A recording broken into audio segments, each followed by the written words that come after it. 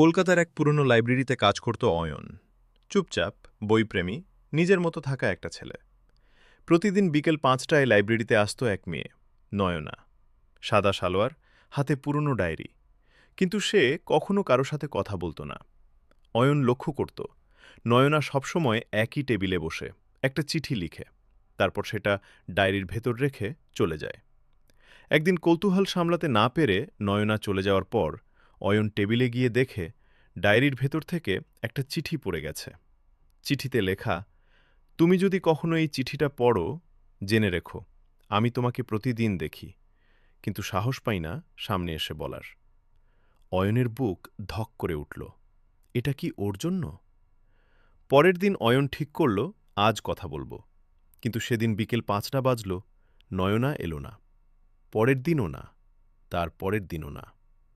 অয়ন চিন্তিত হয়ে লাইব্রেরির পুরনো কর্মচারীর কাছে জিজ্ঞেস করল, নয়না নামে যে মেয়েটা আসত।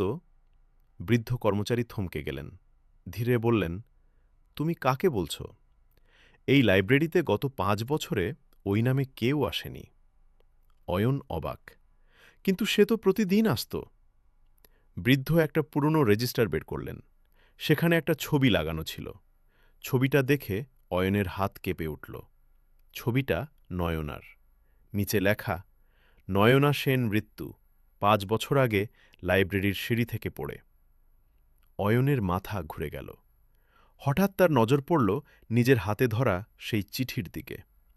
চিঠিটা আস্তে আস্তে মুছে যাচ্ছে। শেষ লাইনে শুধু একটা কথাই স্পষ্ট, এবার তো তুমি জানলে। সেদিনের পর থেকে প্রতিদিন বিকেল ৫টায় অয়ন একই টেবিলে বসে থাকে, কারণ সে জানে ভালোবাসা কখনো কখনো মৃত্যুকেও হার মানায়। এরকম মজার গল্প শোনার জন্য চ্যানেলটিকে এখনই সাবস্ক্রাইব করুন।